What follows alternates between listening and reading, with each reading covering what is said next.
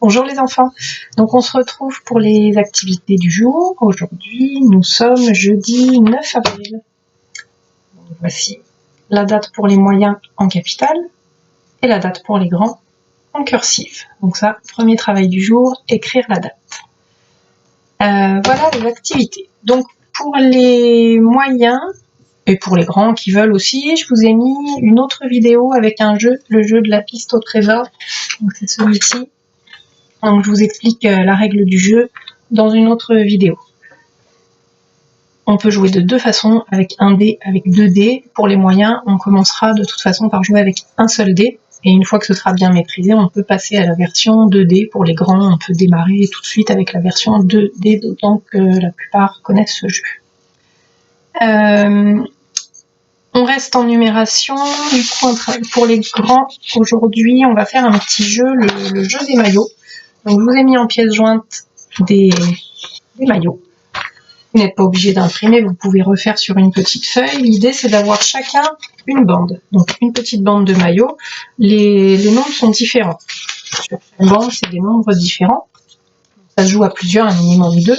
Et vous allez avoir besoin de 3 dés. Donc si vous n'avez pas 3 dés à trouver dans différents jeux de société, vous pouvez tout à fait les fabriquer en faisant des petits morceaux de papier. L'essentiel, c'est d'avoir l'équivalent de 3 dés. L'idée, ça va être toujours dans le principe d'additionner, je vais y arriver, d'additionner, d'ajouter les résultats obtenus. Donc vous lancez les 3 dés et vous allez devoir choisir 2 dés. Vous allez additionner le résultat de ces 2 dés et ce que ça vous donne, vous devez mettre une pince à linge sur le maillot. Donc, ça va être à vous de réfléchir en fonction des nombres que vous avez sur le maillot, bien sûr. C'est à vous de faire des choix judicieux pour que la somme des 2 dés que vous choisissez, ça donne bien un des résultats qui se trouve sur votre maillot. Sinon, ça n'a pas grand intérêt. L'idée, c'est d'être le premier à avoir 5 pinces à linge d'accrocher sur son fil. Donc, à chaque fois qu'on trouve un petit maillot, quand vous avez additionné vos 2 dés, par exemple, si vous me lancez, je choisis 2 de mes 3 dés, et puis le résultat, la somme des 2 me donne le nombre 8, je mets donc une petite pince à linge sur le maillot numéro 8. C'est ensuite au copain de lancer les dés, les 3 dés en même temps, il en choisit 2 qui vont lui donner un résultat à trouver sur son maillot. Ainsi de suite, jusqu'à ce qu'il y en ait un qui ait enfin 5 pinces à linge sur ses maillots. Voilà pour la numération. Si autre chose en numération, enfin en logique, en réflexion, dans le domaine des nombres, je vous mettrai 2 petits, non peut-être pas 2, une déjà, fiches supplémentaires. La deuxième fiche, je voulais dire, pour le jeu Mystéro. Donc le petit chiffre mystère. Vous avez bien aimé, vous avez été drôlement performant, je suis bluffée. Donc on continue du coup. Hein. On complexifie, vous avez fait jusqu'au numéro 10, je crois, donc je vous mets du 11 jusqu'au 20. Un petit peu de phonologie, des sons. Donc pour les moyens, on va rester dans le domaine des syllabes d'attaque, les syllabes de début de mots. Je vous mets en pièces jointes 3 jeux différents, un loto, un domino et un memory. Alors là, du coup, c'est peut-être plus simple d'imprimer, mais sinon, dans l'idée, vous pouvez peut-être en fabriquer aussi. Donc, sur le même principe que les jeux classiques, le jeu du loto, vous allez avoir une planche chacun avec des images, vous allez avoir une banque d'autres images, vous piochez, et si vous avez sur votre planche un mot qui commence par la même syllabe, vous pouvez poser par-dessus, le premier qui a rempli sa planche a gagné. Les dominos, même principe que le domino classique, on doit faire accrocher 2 dominos dont les images commencent par la même syllabe, et le jeu du memory, on place toutes les petites images, on les retourne 2 par 2 et on doit faire des paires avec des mots qui commencent par la même syllabe. Donc je vous ai mis ces 3 jeux. Bien entendu, vous n'êtes pas obligé de faire les 3 jeux aujourd'hui, d'accord, c'est pour y jouer dans le temps, c'est pour manipuler, pour renforcer un peu tout ça, pour continuer de jouer avec les sons, même si j'ai vu que sur les fiches qu'on m'a renvoyées, dans l'ensemble c'est quand même très bien. Mais l'idée, c'est de pas oublier. Quand on continue à manipuler, ça permet d'entretenir tout ça et de pas oublier les notions qui sont travaillées. Donc ça, c'est pour les sons, pour les moyens. Pour les grands, je vous mets en pièces jointes des petites images. Donc, même chose. Là, si vous pouviez les imprimer pour les découper, ce serait plus simple. Ce que je vais vous demander, c'est de les découper et de les mélanger après. Parce qu'il y a des petits indicateurs sur le reste de la feuille. Donc vous les découpez bien, vous les mélangez. Et après, vous allez me faire 4, il me semble qu'il y en a 4, oui, 4 familles. Je voudrais que vous me retrouviez toutes les images de la famille du son, la lettre F qui fait le son. Vous allez me retrouver toutes les images qui commencent par ce son-là.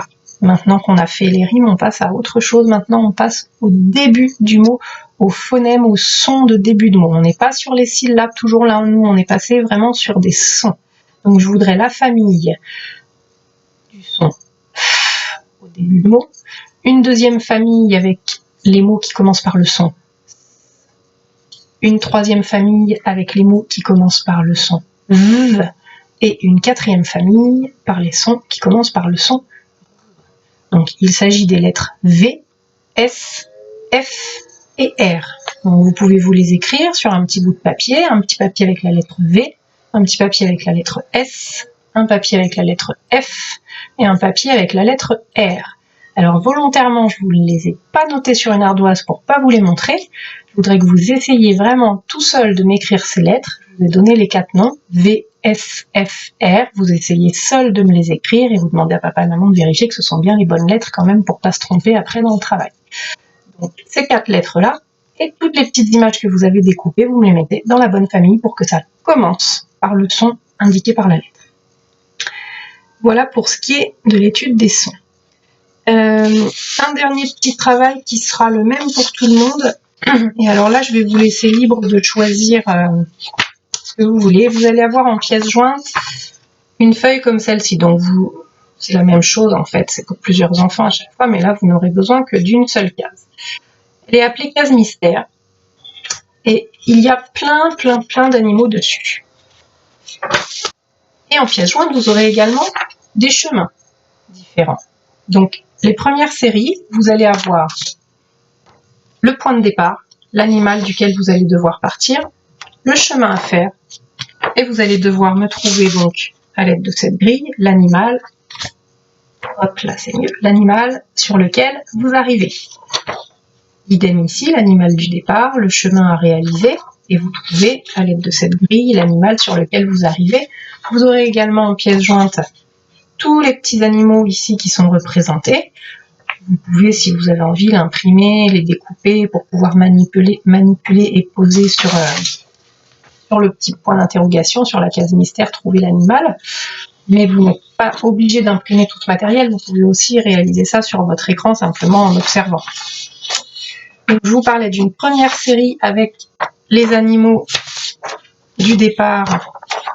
On cherche l'animal de l'arrivée. Alors bien sûr, ça va se complexifier, hein. Il va y avoir des chemins un peu plus longs que d'autres. Et vous aurez également des séries avec l'animal à l'arrivée. À vous de faire le chemin en sens inverse et de me retrouver de quel animal on était parti. Donc là, c'est pareil, vous avez largement de quoi vous occuper. Il y a, que je vous dise pas de bêtises, il doit y avoir entre 25 et 27 à peu près chemins avec l'animal au départ et trouver l'animal à l'arrivée, et tout autant pour le chemin inverse avec, vous connaissez l'animal à l'arrivée, oui c'est ça, et vous devez retrouver l'animal du départ. Donc vous avez plus d'une 50aine de chemins différents à faire. Les animaux sont ici dans la grille, à vous de pouvoir retrouver l'animal mystère dans la case avec le point d'interrogation. Voilà pour ce qui est travail de repérage spatial. Je vous mets également en lien la lecture d'un album. Alors c'est pas moi qui le lis, je l'ai trouvé tout fait, donc je vous avoue que là j'ai sauté sur l'occasion. Le dernier album sur l'Australie que j'avais l'intention de vous lire, où est-ce que je l'ai mis? J'avais préparé et je ne l'ai plus. Le petit livre sur le wombat. Bon, écoutez, c'est pas très grave. Je cherche. Voilà, il est là. Voilà, donc le petit livre sur le wombat.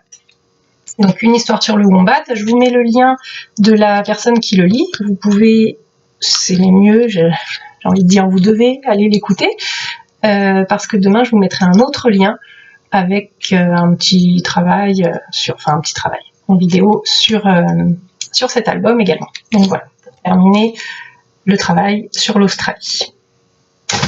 Je pense que j'ai tout dit, je regarde rapidement, oui, ça me semble bien. Donc vous avez de quoi vous occuper encore pour aujourd'hui. Alors, travaillez bien, dites-moi s'il y a des choses qui vous ont posé problème ou pas.